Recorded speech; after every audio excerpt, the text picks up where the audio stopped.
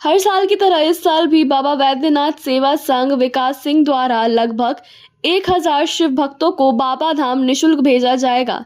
इस संबंध में अग्रसेन भवन साक्षी में एक प्रेस कॉन्फ्रेंस रखा गया और विकास सिंह द्वारा बताया गया कि 1 जुलाई से कदमा और मानगो में 18 से 60 साल के कांवड़ यात्रियों का रजिस्ट्रेशन शुरू होगा। 25 जुलाई शुक्रवार को 1000 शिव भक्त उत्तर वाहिनी गंगा जाएंगे। वहां से जल लेकर 7 पड़ाव के बाद देवघर बाबा धाम पहुंचेंगे। यहां जल अर्पित करने के बाद वासुकीनाथ धाम जाएंगे। इसके बाद सभी श्रद्धालु वापस जमशेदपुर शहर अपने घर को वापस आएंगे।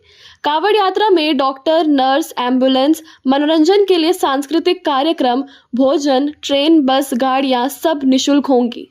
25 जुलाई दिन शुक्रवार को जमशेदपुर से सुल्तानगंज के लिए रवाना होंगे। उसके लिए बस, ट्रेन और छोटी गाड़ी की व्यवस्था की गई है। शुक्रवार 25 तारीख को लोग यहाँ से जाएंगे। 26 तारीख को उत्तर वाहिनी गंगा से जल भरकर लोग पैदल बाबा नगरी के लिए प्रस्थान करेंगे। रास्ते में पहला पड़ाव असरगंज के धांधी बेलारी जो पर्यटन विभाग का भवन है वहाँ है। दूसरा पड़ाव कुमरसार नदी के पहले। तीसरा पड़ाव जलेबिया पहाड़ के ऊपर बने हुए अन्नपूर्णा धर्मशाला में है। चौथा पड़ाव सुइया बाजार के बाद बिहार सरकार के पर्यटन विभाग का जो भवन बना वहाँ है। पांचवा पड़ाव अबरखिया में स्वर्गीय बंकालाल की स्मृति में बना हुआ जो भवन है वहाँ है। सातवां पड़ाव बाबा भूतनाथ धर्मशाला इनावरण में है और अंतिम पड़ाव देवघर स्थित मारवाड़ी कांवड़ संघ के धर्मशाला में होगा।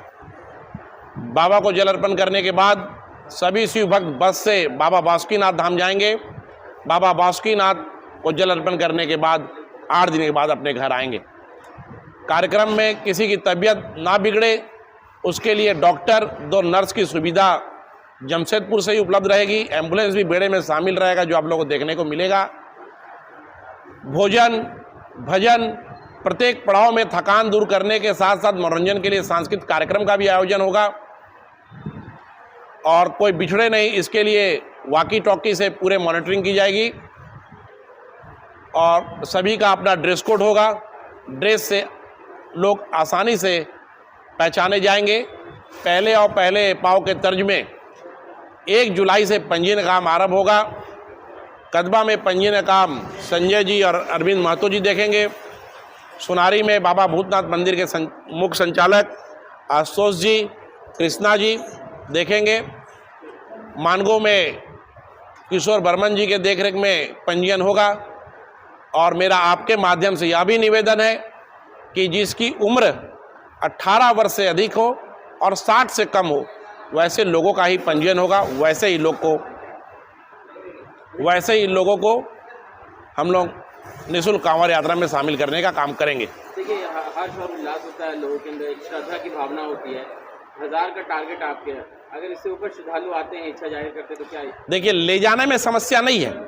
समस्या है कि हमको बराबर दूरी में उतने लोगों को रखना, ठहराव करना, जहाँ बिजली की व्यवस्था हो, पंखा की व्यवस्था हो, उतने टॉयलेट्स हो कि 1000 श्रद्धालु प्लस काम करने वाले 150 वॉलंटियर उसका उपयोग कर पाएँ। तो इसीलिए उससे अधिक अगर संख्या बढ़ती है तो लोगों को असुविधा होने लगती है।